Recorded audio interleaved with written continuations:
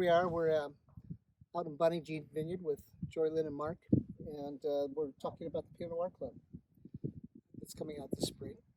We have the focus is on two vineyards. We have both Hershey, two bottles from Hershey and two bottles from Shea. And this is an opportunity, this is where we really get to have fun sharing experimentation that we're interested in with all of our wine club members. This is the only place we do that, is in the Pinot Noir Club. And so these are an example of that experimentation, looking at the impact.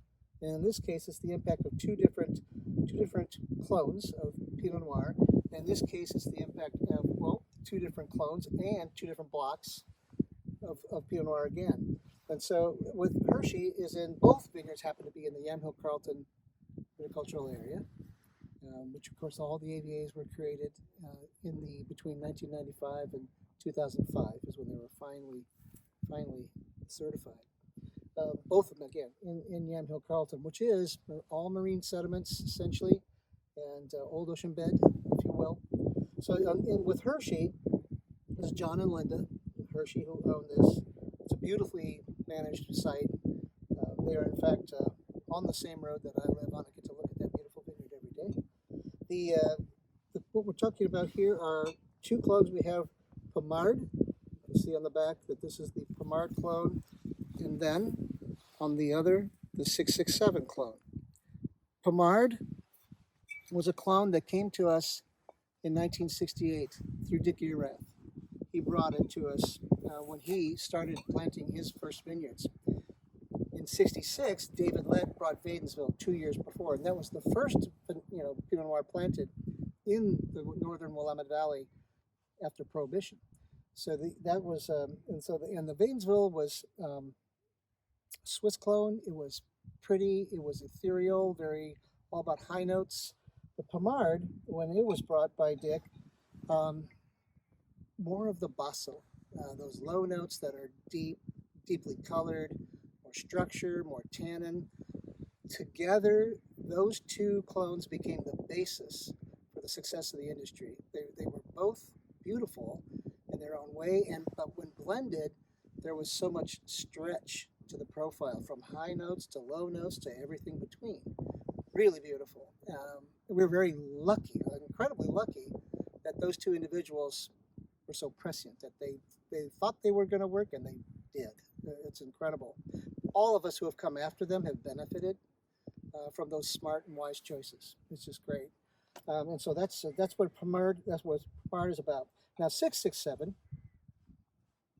this one, 667 is one of the newer clones that came through the University of Dijon experimental station through Raymond Bernard, who was the director of the University of Dijon's experimental station. He visited Oregon a number of times in the late 70s and early 80s, fell in love with Oregon, and sent to us a lot of new clonal material from France. The very first time that clonal material ever left France, it came to Oregon. We were the first place in the world outside of France to have this opportunity to work with them. But he chose clones that he thought were exactly right for our environment here. This was one of them, the 667. In the vineyard, so Mark, who's farming these every day, and he sees the performance in the vineyard, what do you think about 667, say, compared to Pommard, maybe, how it behaves? Well, depending on the rootstock and depending on the soil there, what the parent material is. At Hershey, I think that particular block is very, very fruitful. Tends to yield smaller clusters with great intensity of color, flavor. It's just a beautiful, as you said, a beautifully farmed site, and then that's the right combination of material for that block. Mm-hmm. Great, and I think as a wine of all the new material that came from Raymond Bernard to us, 667 might be my favorite, just in terms of wine quality, in terms just ultimately of wine quality. But I think that overall, looking at performance in different vineyards, it seems to be a little more irregular. Would you agree? In terms of like sizing of berries Yeah. and hens and chicks, and Yeah. yes, I agree with that. Yeah, and even as a vine, I think you look into go into a vineyard, you're walking through the blocks, and the 667 just looks a little, I don't know, erratic. It just doesn't look like it doesn't behave. It just kind of has its own mind, as if you will. But the wine, it's gorgeous. It's gorgeous. And now we have Shea Vineyard.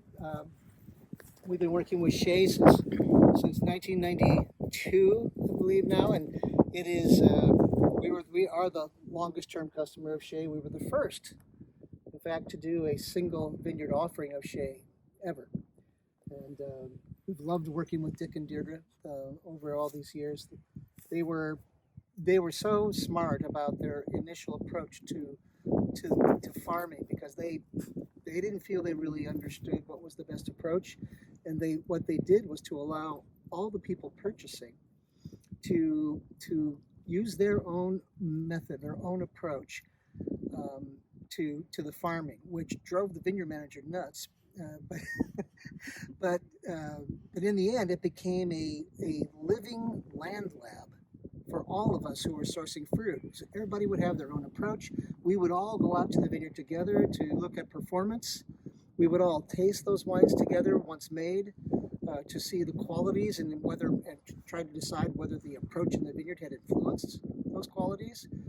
And the only way that happened was because Dick and Deirdre allowed it. In many places, most places, I would say that it's the farmer, whoever's farming that site would say it's my way or the highway, just generally. And because it's so complicated to have different approaches going on in the same site. But good for them, they allowed that. And in the end, over the years, we all learned from each other a lot. And the vineyard now, it used to be they were struggling to sell their fruit back in those early 90s, and now it's the most expensive fruit in the state of Oregon. Good on them. So we have here, Mark's got which block? We have two different blocks. We've got block 2 and block 12. Block 2 is Pommard. That is Pommard. And block 12 is 777. And so these are, again, two different clones. So 777 is part of what we received from Raymond Bernard in that shipment that came with the 667. And 777 has been also one of my favorites of that shipment. The 667 and 777 are the two favorites for me.